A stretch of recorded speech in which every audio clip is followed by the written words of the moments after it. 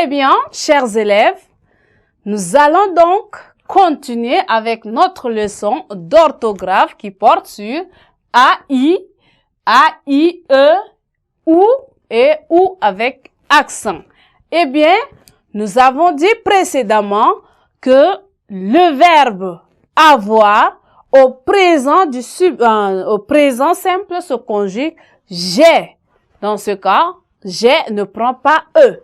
Mais lorsque le même verbe avoir se conjugue au présent du subjonctif, on dit que j'ai. Dans ce cas, intervient le e mieux. Alors que j'ai, la terminaison, c'est e. Nous avons dit également, il y a certains noms d'arbres, les plantations d'arbres qui prennent également naturellement et à la fin de et.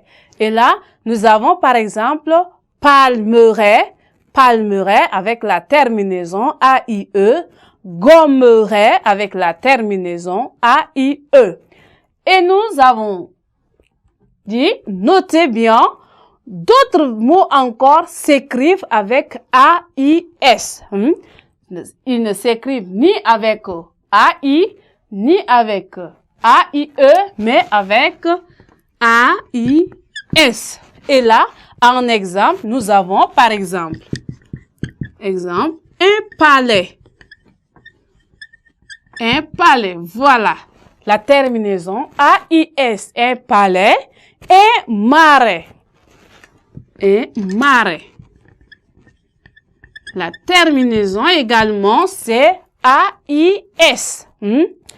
Alors, maintenant, nous allons passer au OU, les deux OU. Eh bien, le OU sans accent est une conjonction de coordination qui sert à indiquer un choix. Ce OU, le premier OU ici, qui ne porte pas d'accent, est donc une conjonction de coordination qui sert à indiquer un choix, une équivalence ou une approximation. Alors, on peut donner exemple, on dit, lorsqu'on dit fermer les yeux ou crier. Donc ici, c'est question de quoi?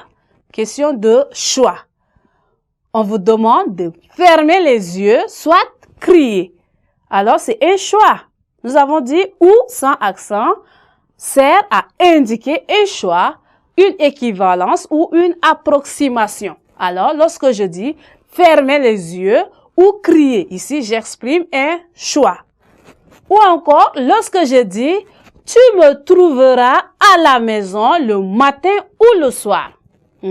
Tu me trouveras à la maison le matin ou le soir. Ici, c'est question d'équivalence. Lorsque je dis cela, c'est une question d'équivalence. Ou encore, lorsque je dis je passerai 2 ou 3 jours au village. Là, c'est l'approximation. Je passerai 2 ou 3 jours au village. Là, nous avons fini avec notre premier OU qui ne porte pas d'accent. Maintenant, le deuxième OU. Le dernier OU qui porte, lui, un accent.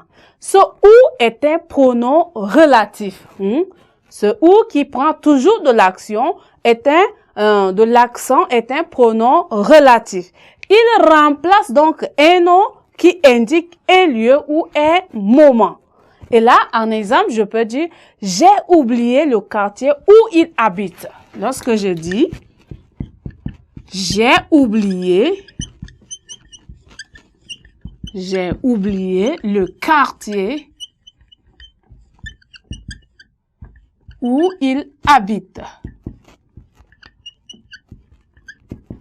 Voilà. Voilà notre OU. Donc ici, il s'agit d'un pronom relatif. J'ai oublié le quartier où il habite. Donc, ici, où est un pronom relatif qui remplace donc, un nom, le quartier. Donc, le quartier où il habite. Notre OU avec accent était aussi un adverbe interrogatif. Le OU ici est aussi un adverbe interrogatif. Dans ce cas, il sert à interroger sur le lien ou la direction. Le où ci sert à interroger sur le lien ou encore la direction. Et là, en exemple, nous pouvons dire le pauvre dormeur ne sait où il est. Le pauvre dormeur ne sait où il est. Eh bien, chers élèves, nous sommes donc arrivés au terme de notre leçon d'orthographe et aussi au terme de notre séquence. Nous allons donc continuer notre leçon à la séance prochaine. Merci.